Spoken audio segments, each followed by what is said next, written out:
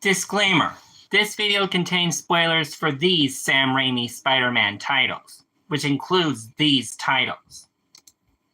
There are time codes in the description if you want to jump around. We good? Great. All right, let's dive right in.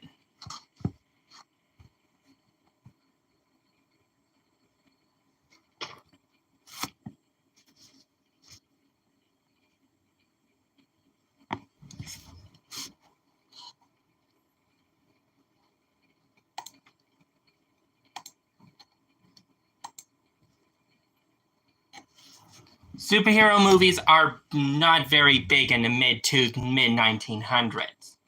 Sure, superhero movies had some success, like with the Superman films, but the comic book movie world would be in for a major shift when DC's direct competitor Marvel entered the game in a big way. With already filmed plans for X-Men films and other films coming in the mid-years, Marvel decided to enter the game in a major way.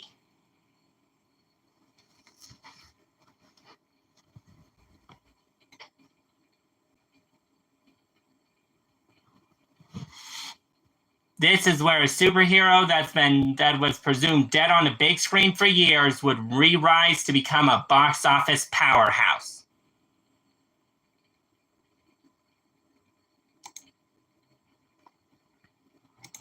From birth to death to MCU rebirth, this is a complete retrospective to the Spider-Man films.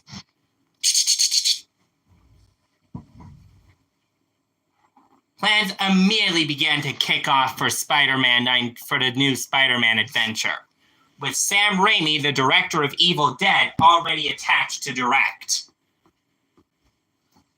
With the director attached, a screenwriter was needed, and David Koepp was signed on to direct.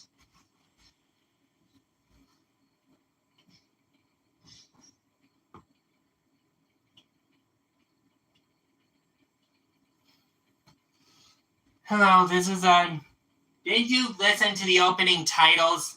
This is a retrospective to the Spider-Man films. These are more like mini film reviews.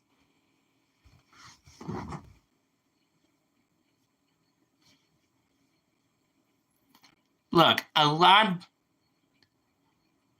the post, when I try to shout people out that are not on YouTube on the posting thing on my YouTube page, I get something different. But fine. Shout out to Simon Outdoors.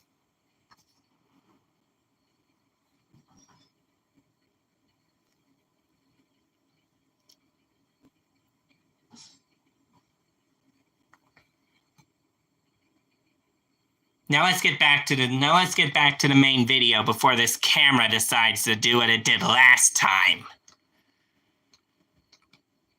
Casting immediately became afoot with Tobey Maguire already cast in the main role of Peter Parker, aka Spider-Man. William Dafoe was then cast as the Green Goblin, with the news that Green Dr. Octopus was meant to be the villain of the first movie. But Sam Raimi wanted a different villain, which is why David Koepp was brought in to rework the script.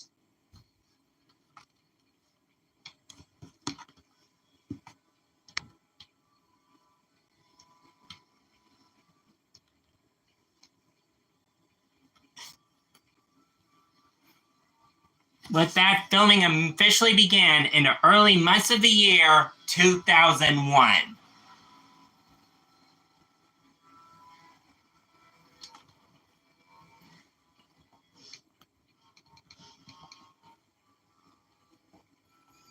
And wouldn't wrap until the early months of the year of 2001. And also But also, it was now time for Sony to begin getting the word out to audiences. Beginning with, boom, a new teaser poster showing Spider-Man crawling up the side of a skyscraper. Oh, you thought that was it? Oh, that was just a precursor to what was revealed the next day. Finally releasing a full teaser trailer for audiences to chew on.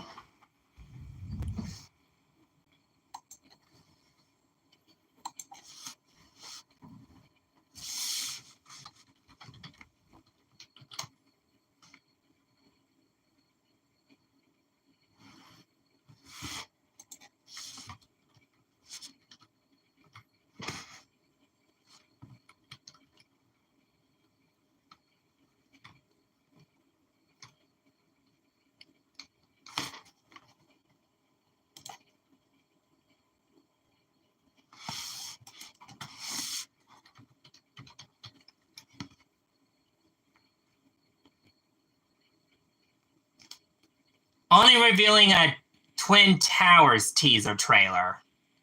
Yeah, this teaser trailer was possibly a bad idea because of the attacks on the World Trade Center.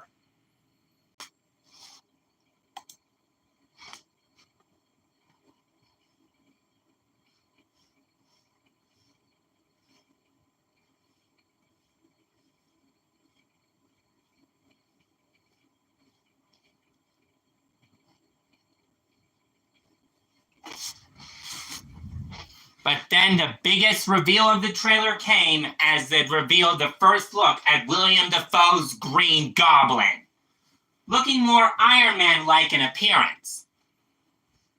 Very cheeky, Sony.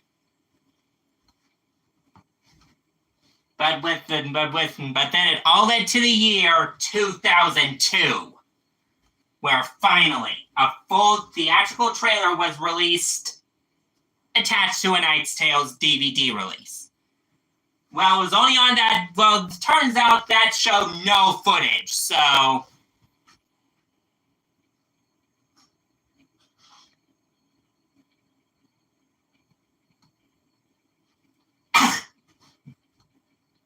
showing official, not really showing new footage. Matter of fact, this was almost the same teaser, but giving us somewhat of what this film will have in store. All leading to after the Twin Towers attacks.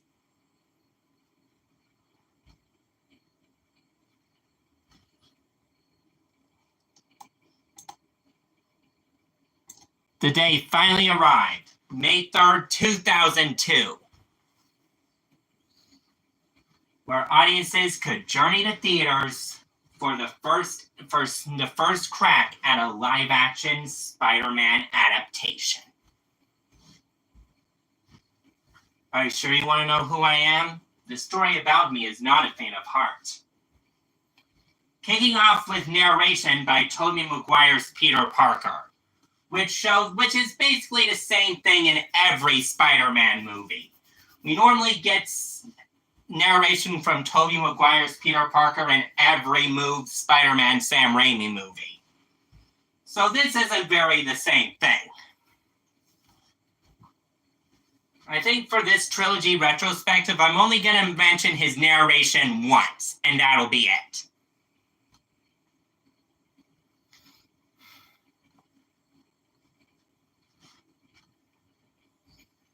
We then meet William Dafoe's Green Goblin, which, even though there are controversies on his role, I like William Dafoe as the Green Goblin. Matter of fact, he was the Green Goblin for me as a kid, because I grew up when this movie released in theaters. No, actually, I didn't. I saw this movie when I was only, I think, 12 or... I think I saw this movie when I was about 6 or 12. And that was odd for me, because this movie was actually rated PG-13. An age where young kids like me shouldn't even be watching a movie like this.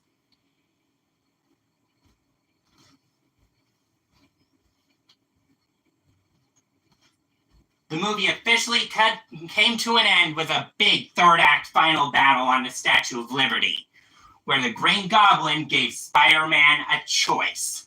Save the woman he loves, or save a fairy full of kids. His choice. But what does Spider-Man do? He saves them both.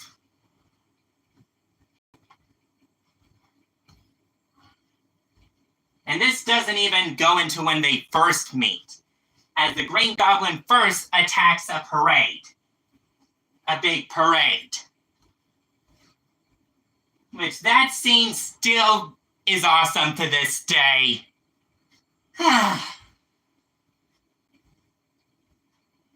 But also, this movie can get unsettling, like with the Green Goblin, with Norman hearing the Goblin helmet's voice in his head, just telling him to attack the heart. Which we don't know what that means until Thanksgiving comes around. When the Green Goblin realizes Aunt May's the heart he has to attack. And this scene is good in my opinion.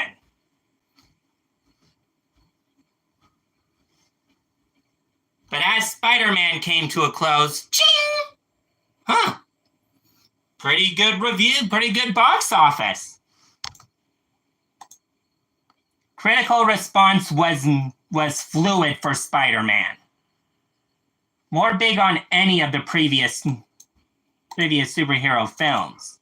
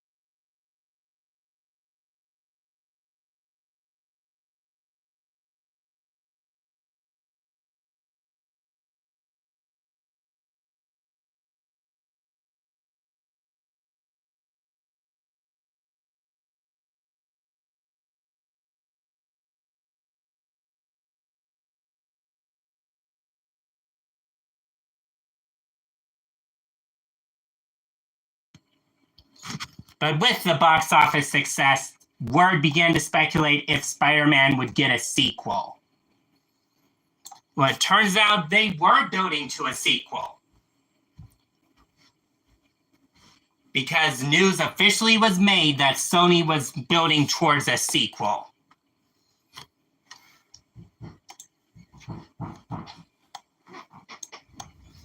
But as 2002 came to a close, award season began for some of.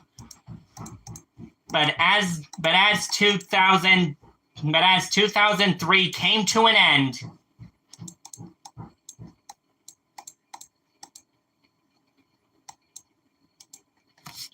but as 2002 came to an end, 2003, the award season for some of 2020, for some of 2002's biggest blockbusters began. Audience excitement was already building for the Oscar big success of Lord of the Rings and other 2002 blockbusters. But the main question remained, would Spider-Man win any Oscars? No. Spider-Man would not be given any Oscar nods. Well, he was given some nods, but no Oscar love.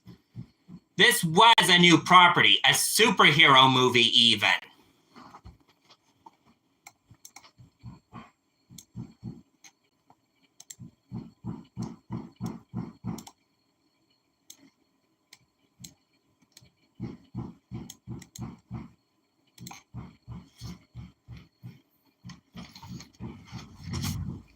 But as 2002 began, word slated that a sequel was now slated for 2003, the year yours truly came into this world.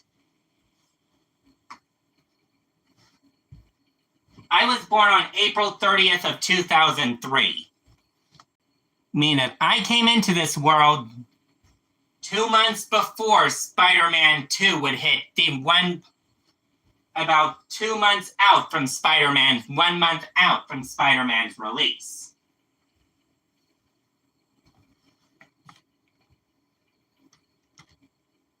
With Sam Raimi returning, people wondered if David Koepp would return, which he decided not to helm the blockbuster sequel. As a matter of fact, David Koepp was the only returner not to return, as instead Alan Sargent was brought in to write and direct to write the script, alongside returning director Sam Raimi. And almost all the supporting cast returned, but the main reveal was of the new villain, Alfred Molina, who would return, who would be voicing none other than Dr. Otto Octavius, aka Doc Ock.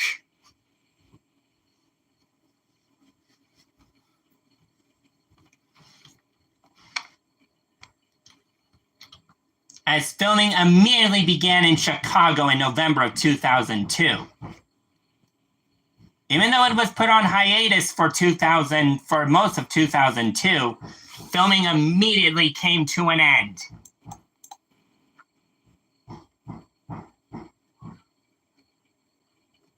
But no, 2004 would be the sequel's release. Was it delayed? No one knows.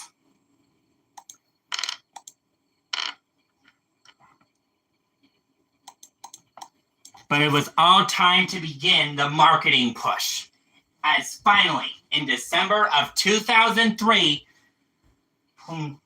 playing before Lord of the Rings, The Return of the King in theaters, audiences could journey to theaters audiences could set their eyes on an all-new teaser trailer. This teaser's good. I wasn't big on the internet in 2003, so I never could see the teaser. Hello. But then the next trailer premiered in April of 2004, playing before The Apprentice in theaters. During The Apprentice, and then premiered in theaters in front of the Alamo.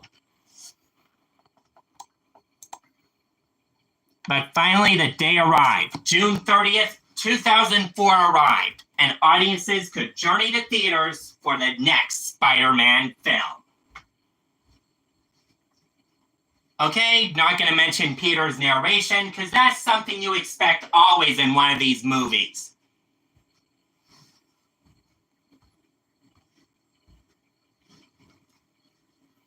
This movie's story can be divided into 3 distinct chunks. Chunk 1 of this film can be titled The Death of Spider-Man. Basically, Peter Parker loses his powers in the early minutes of the movie. Yes, he loses them for quite some time. This gives us some more Peter Parker stuff, but then when the late ghost of Uncle Ben tells him to basically suck it up and be Spider-Man, Peter returns to web slinging, which leads us into chunk number 2, The Return, which after taking back his suit from J. Jonah is ticked and yells, "Parker!" Yup. J. Jonah Jameson is now rehiring Peter. Because Peter basically quit early on in the movie, because with Spider-Man gone, there was no need for him to work at the Bugle. But now that Spider-Man's back, yup, he's going to be needed. He's going to be needed.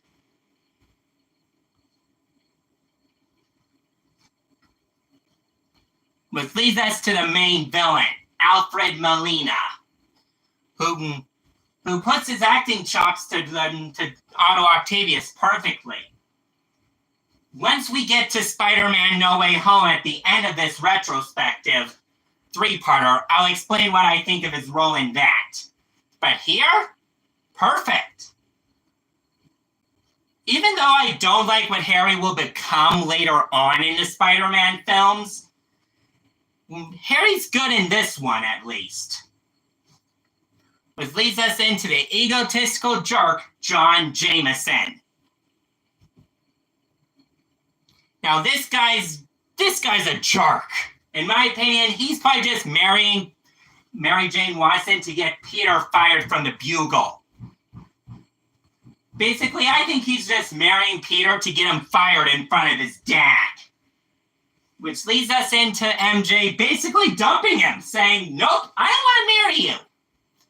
And instead going for Peter, ending the movie with a possible sigh for the future. Ching! With another good haul of $795.90 million at the box office, Spider-Man 3 got another 93. Spider-Man 2 was another box office success and critical one. With even before that, Sony has officially announced that Spider-Man 3 would come in June of 2007.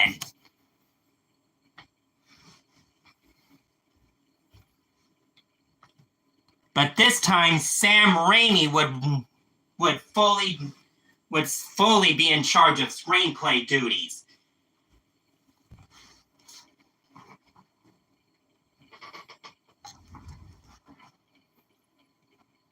As well as his brother Ivan Raimi.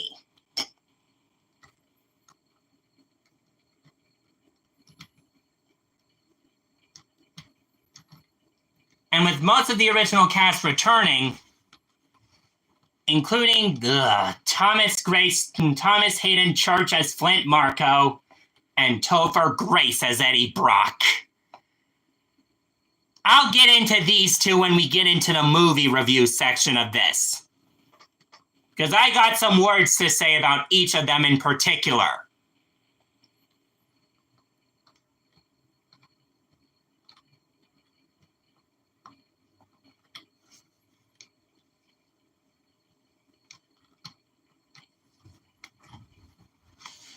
As principal photography began in January of 2006 and wrapped in July, audiences wondered, where would we see some footage? Where would we get some real footage? Well, the first official teaser trailer premiered in theaters and debuted in theaters right in front of Superman Returns. In June of 2006. And this is a teaser in every sense of the word. This is too revealing, in my opinion, as a teaser trailer.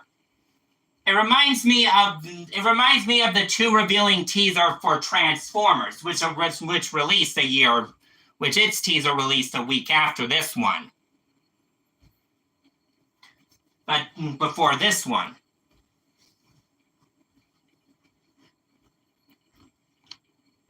Now, this movie would have some competition in the summer movie season, as it had to compete with a new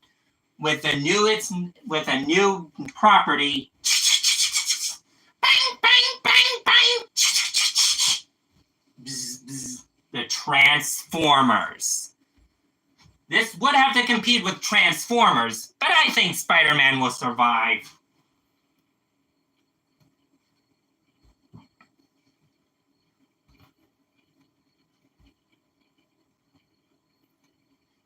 But then another teaser was released in front of Casino Royale and Happy Feet, and before Casino Royale and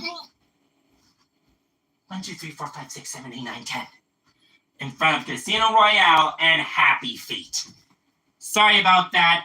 Sorry about that puking thing. I have a problem with this movie. I've mentioned that already.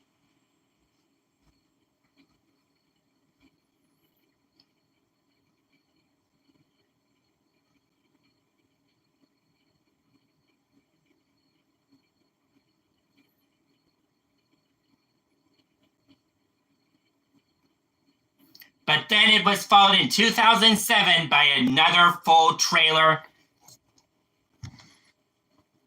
in front of the movie 3000. But it would also be attached to the DVD release of Click and Monster House.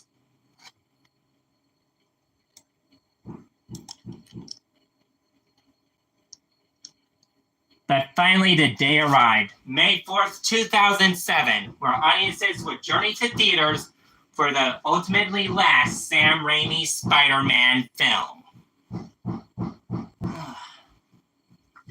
This movie is bad, in my opinion. I did not grow up with the full trilogy. I consider Spider-Man 1 and 2 the complete duology. I do not consider Spider-Man 3, the ugly child of this trilogy, as even a movie. But this does do good as a sequel, don't get me wrong. This movie does have a lot of good stuff in it. But it turns out our fears on MJ dying, she doesn't. Meaning that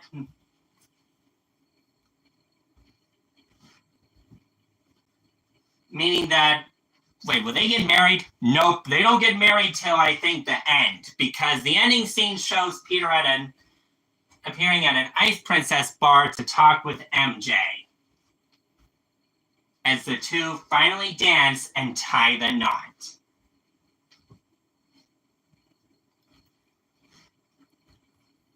Spider-Man 3 made $890.9 million at the box office.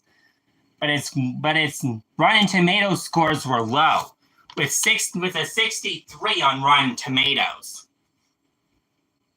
With that, Spider-Man's, even though a fourth movie was in the works for 2011, which was meant to retain Sam Raimi and Tobey Maguire, that plan fell through, with the release of Thor taking the 2003 release spot, with Thor taking that release date.